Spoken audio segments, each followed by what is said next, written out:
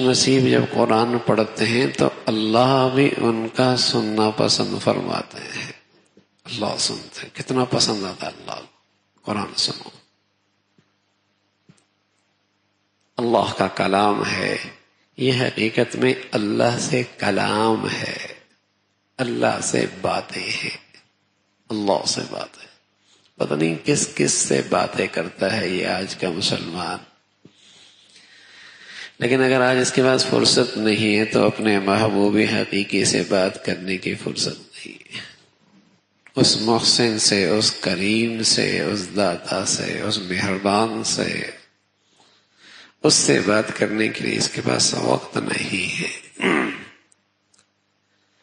تو اللہ کا کلام، اللہ سے کلام کا مقام ہے. اللہ سے باتیں ہیں مزے لے لے کر، اللہ کی عظمت کے ساتھ، اللہ کی محبت کے ساتھ، ادب کے ساتھ، احترام کے ساتھ.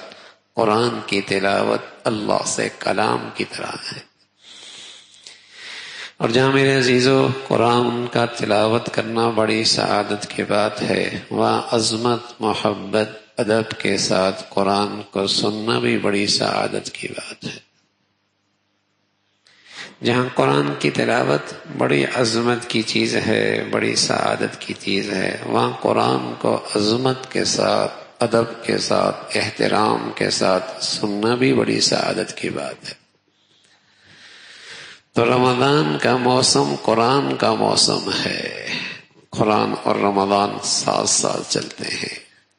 اتنا تلاوت ہوا کرتی تھی مسلمانوں کے یہاں رمضان میں، اگر آج ان کی تلاوت کا تذکرہ ہونے لگ جائے تو بس اوقات ہم جیسوں کو تو یقین بھی نہ ہے کہ ایک آدمی اتنی تلاوت کرتا کہ دن میں ایک قرآن کے بقدر تلاوت ہو جاتی، رات اتنی تلاوت کرتا کہ ایک قرآن کے بقدر تلاوت ہو جاتی.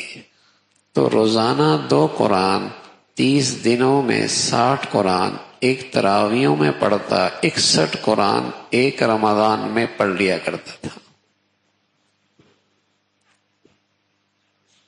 امام ابو حنیفہ رحمۃ اللہ علیہ، امام شافعی رحمۃ اللہ علیہ، ان حالات کی زندگی میں اتنی تلاوت کہ ایک قرآن کے بقدر.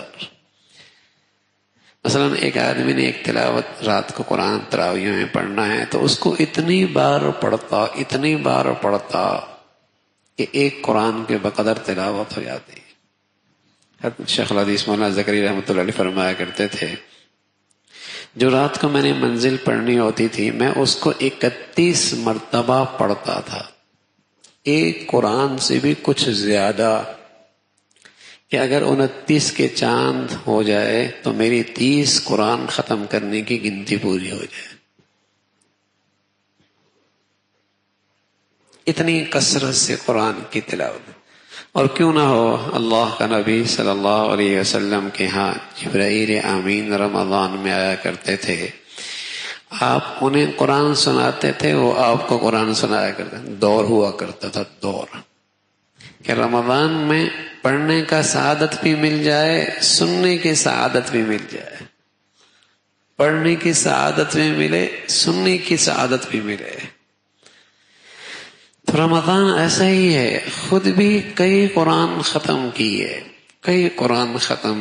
اور جب تراویحوں کا موقع آیا، سننے کا موقع آیا، ادب کے ساتھ، عظمت کے ساتھ اللہ کا کلام سن رہا.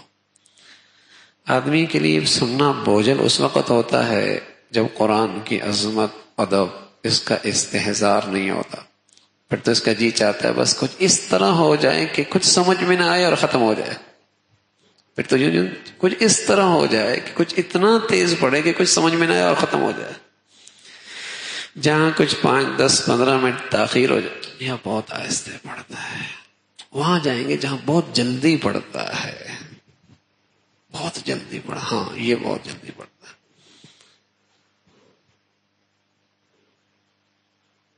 تو جب آدمی عظمت، ادب سے خالی ہو جاتا ہے تو پھر اس کے لیے تو سننا ہی مشکل ہوتا ہے.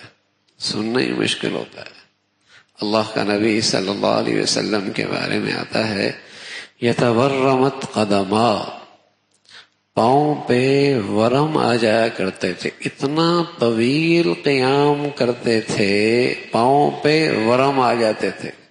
بتاؤ کتنا لمبا قیام ہوتا ہوگا. پاؤں پہ ورم ایسے ہی تو نہیں آتا.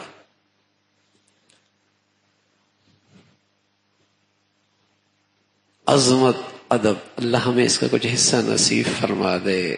ہاں پھر تو آدمی سوچتا ہے وہاں چھوڑ جاؤ، مزے مزے سے قرآن پڑھتا.